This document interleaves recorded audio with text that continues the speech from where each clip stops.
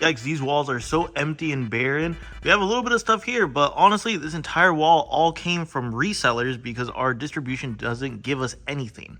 I figured I'd talk to you guys about what it's like owning an LGS slash like brick and mortar store, and talk to you guys about what it's like dealing with distribution when you actually have a physical storefront. A lot of people think just because you have a physical storefront that you'll be getting like at least some sealed product for like Magic the Gathering, Pokemon, all that.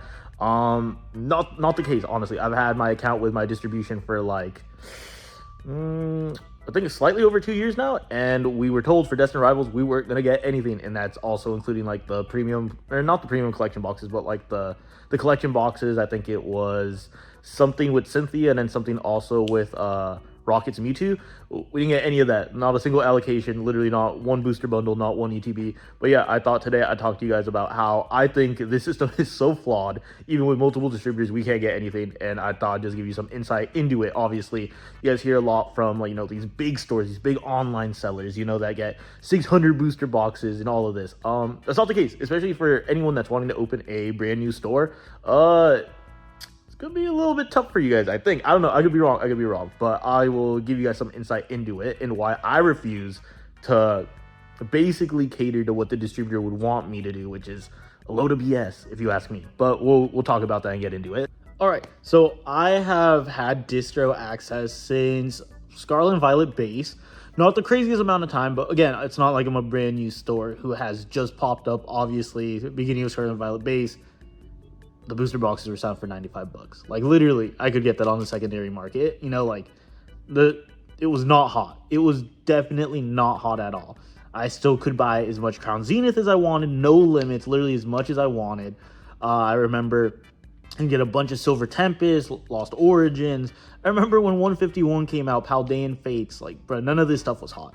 I've had access to it for a while now. I've been buying for a while, and yeah, I've always kind of been like, I'll buy Pokemon. I don't really want to buy the other stuff. Primarily, like, we're a video game store at the time, so I don't have that much reasoning to want to be buying a whole bunch of random stuff from them. You know, like these distros, they sell stuff like dice, board games, sleeves, you know, a bunch of stuff like that. Obviously, they sell other card games.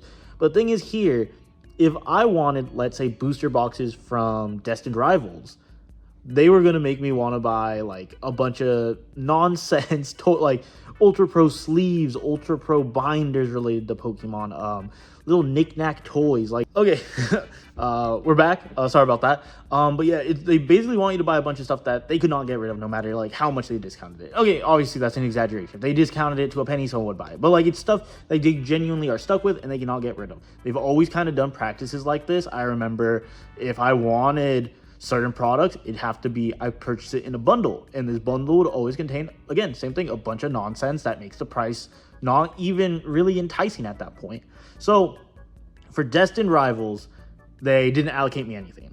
Again, what am I going to do? There's nothing I can really do. Basically, I would have to be buying a bunch of stuff like this, a bunch, not like a couple hundred, like a bunch of stuff like this, and they would consider me to give me product. What they would give me, I don't know. Would it be booster boxes? Who knows? Would it be sleeve blisters, 3-pack blisters?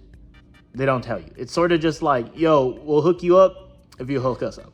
And again, no numbers are ever speculated. So realistically speaking, yeah, you could say like, oh, but you're getting this stuff, so it might be a good deal. Again, if I'm not going to move a bunch of it, it's just kind of like dead inventory, so I have no reason to like really want to have like a bunch of this, you know.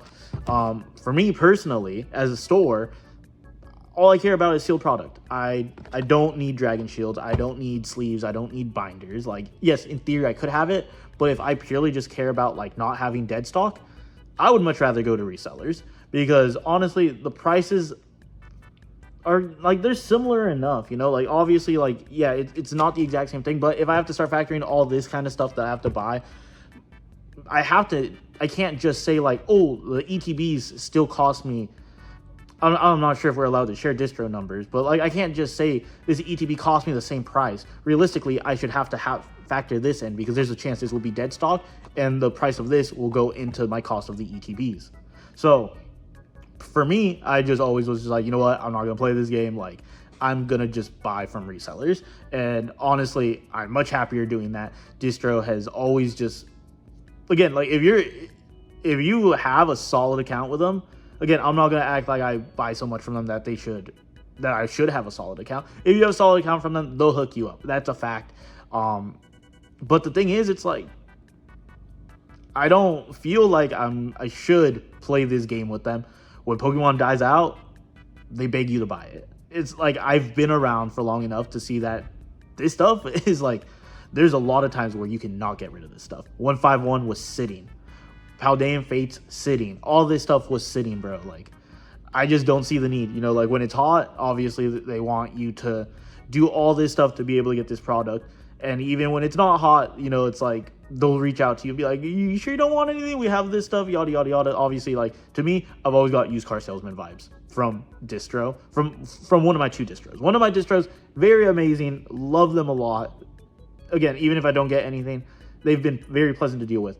Another one of my distros definitely felt like a car salesman to me, in my personal opinion. It was sort of like, oh yeah, like, you probably won't get this unless you do this for us. You probably won't get that unless you do this for us. And this was during Obsidian Flames, one of the worst sets in modern history, in my opinion. The worst Scarlet Violet set, in my personal opinion.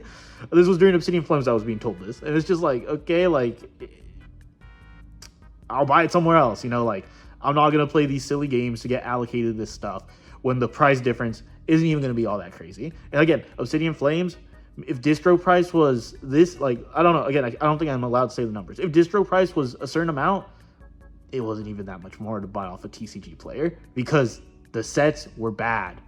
No one wanted the sets, you know, like, distro, again, don't just assume every local one of your stores has a good amount of stuff that they can get from distro. It's not true. I can promise you, if I sell 50 grand worth of sealed product, I probably got 2 grand from distro. Like, it's really not what you might think. Just because you have a store, it doesn't mean you actually have a good distro. I don't know how some of these, like, online sellers get the amounts that they do.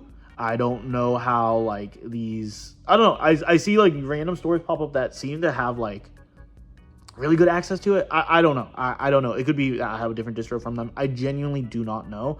But yeah, that is how distro really is as an LGS. If you don't buy their scraps and the stuff that they think is junk, which will be junk in your store, in my personal opinion. Again, if you run tournaments, this makes sense. But there's definitely stuff on there that you are better off just flat out not buying. But yeah, that is how it is owning or having distro in 2025. If you have a massive account like some of these people that make videos, yo, it's awesome, you know. If you're someone like me, distro is an afterthought, honestly. Even I've heard of distros being like, we will sell you this product at this price. I typically don't have that happen, where they're like upcharging over the standard distro price. I don't, again, they probably reach out to their biggest accounts. They'll sell that to their biggest accounts first. But personally, I don't get that. But yeah, distro in 2025, pretty cooked for Pokemon. Anyone that's making a store, like, I genuinely wish you good luck if you're doing it right now while it's super hot. I wouldn't put my eggs in that basket. I would recommend that you find another way of sourcing inventory. But yeah, that's literally why stores like me have to buy stuff from resellers. You know, I know a lot of people kind of will say, oh, that's feeding the monster, but like, what else am I meant to do? You know, like, I would buy from distro if that was an option, you know. Even if I was getting like a decent amount from distro, you know, I'd much rather do that. But when they're literally allocating me nothing and wanting me to do these promises that have no guarantees, it just, I don't want to put my money in that. But yeah, thanks for checking out the video. That is distro in 2025 from my opinion.